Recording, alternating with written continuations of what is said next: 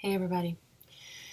So if you watched my Whole30 video, then you'll remember that I was trying different foods to see what was causing my migraines. I've been having these migraines that last for days and it's horrible. Well, my doctor narrowed it down and figured out that it's my neck caused from an accident that I had years and years ago. So he wants a lot of tests done. So I get some CAT scans and some other things done, and one of the things was an MRI. So I set up an MRI, found a nice place here in Dallas, and I showed up there at 7:30 in the morning. I was a little bit sleepy, and in my mind on the way over, I'm thinking, I'm probably going to sleep in that thing, just take a nice nap. Okay, so when I get there, they're asking a lot of questions on the paperwork, and there was a lot of paperwork for one test. They're asking a lot of questions about claustrophobia. And do you have claustrophobia? And just some more specific questions about it, like do elevators freak you out? And by the way, elevators do not freak me out. And I consider myself a little bit claustrophobic, but I think that all of America is a little bit claustrophobic, am I right? I mean, nobody wants to be in a coffin or something like that. So it must have caught the attention of someone, or they have a protocol if someone says they're claustrophobic. Because when I get back to take my test, a lady comes in that is going to give the test and starts asking me, so are you claustrophobic? Tell me more about that. And I tell her, oh, I'm a little claustrophobic, but this test is going to be nothing. Because I'm thinking only babies will actually leave a test. Like, I think I'll be able to handle this. Like, I mean, elevators don't bother me, things like that. But, I mean, no.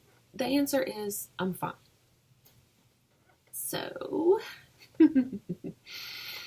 So she has me take off my top and my bra because they both have metal, and gives me this paper shirt. So I put on my paper shirt and I walk in. She has me lay on this long roller thing. She gives me a little pump and tells me, you just pump on this if you need me at any point. And I'm thinking, this lady is really motherly, and she's very comforting.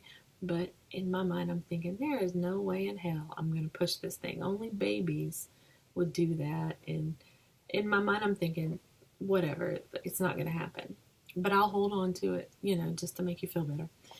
Well, then she tells me to cross my hands like this. She says, not like this. Well, I had them crossed like this because there's nowhere to put your arms on that thing. So my arms are just sitting there. I'm having to tense my muscles just to hold my arms up. And so when she had me uncross them, it's even harder. Like I had to sit there and hold my arms up. I feel like it was raising my shoulders up. So I was already a little bit uncomfortable and tired. It was so early in the morning.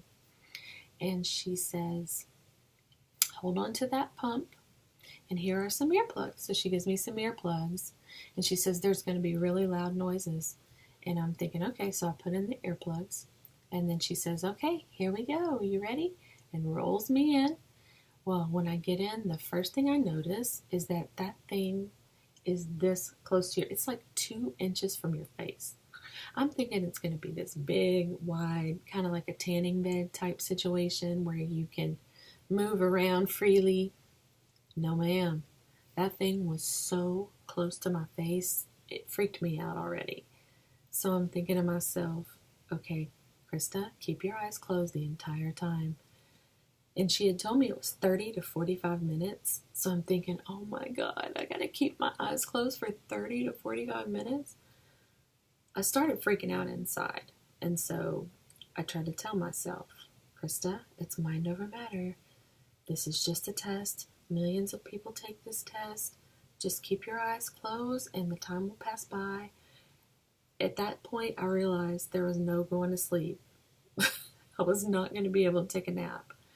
And also, that pump in my hand was sounding a little more realistic. Like, even still, I knew that I did not want to push that pump. Like, that was the last thing I wanted to do. But I thought, well, I was glad that I had it, okay? So, the noises start, and they are so blaring loud.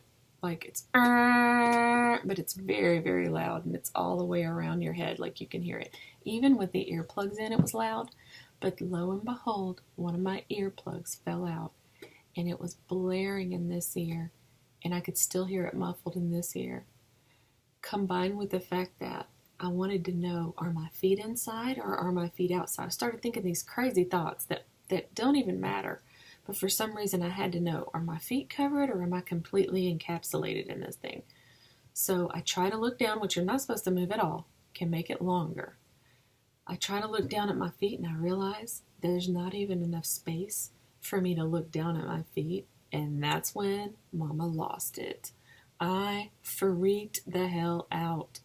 I started hyperventilating. Now let me say too that they were pumping cold oxygen down from above. So I could feel the moment I got in there, all this oxygen going in. So theoretically, I should have been fine, right? I mean, I had plenty of air and I was just kind of stuffed. There was no space to really move, but if I had been still, I'd have been fine. Oh my God. And let me tell you, I know there was air. I knew there was air. I felt the air and made a mental note of it when I first got in there. But at that moment, there was no air to breathe. I couldn't inhale. I couldn't breathe. I started going into full panic attack mode and immediately start squeezing that pump. Like, it was just like my brain said, enough, just, you got to get out of there. And I start squeezing and squeezing. I mean, I think she meant for me to maybe squeeze it once. And I wore that damn thing out. I was just squeezing it. She came on an intercom behind my head and goes, "What's going on?"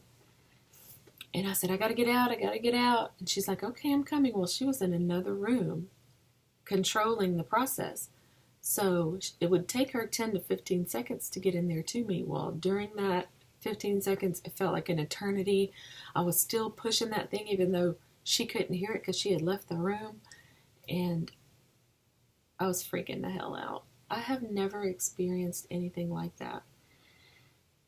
When I got out, when she pulled me out, I was like, I'm done. I can't do it. I hopped up off that thing so fast. She was like, "Okay, let's sit down," because I was hyperventilating. And she starts telling me, "Well, maybe you need to take some medicine and come back and try again, like give me a Valium or something like that and try again." And at the moment, I wasn't hearing it. I was not trying to hear it. I was telling her, "Oh no, I'm not coming back." I must have been really rude, but the thing about her is she did not look one bit of surprised. I could tell this wasn't her first rodeo, and she's done this a lot. So that got me really to thinking, because I was shaking like a leaf when I got out. It took me to sit for a good 10 minutes before I could even take off the paper top and put my clothes back on. Like, I was just sitting there frozen.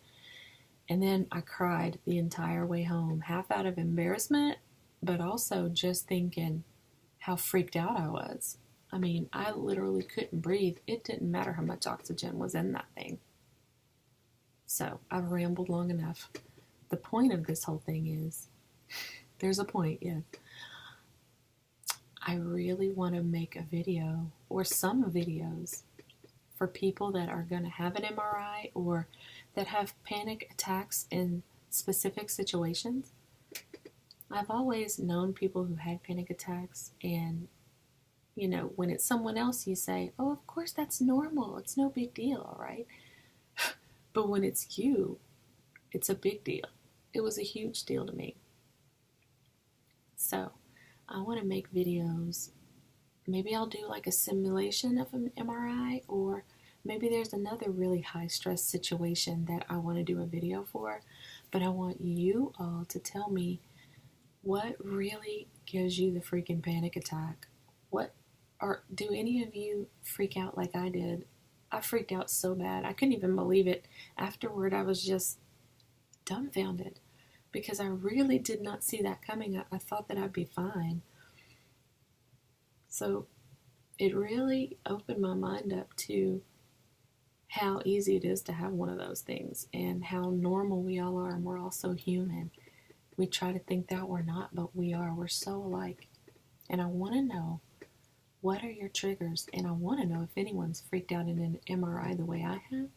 Because for some reason, knowing that you freaked the hell out too, it just makes me feel better. I know that's terrible, but it makes me feel less alone in this. Okay? So please comment below. I want to know, what are your triggers? What gives you anxiety?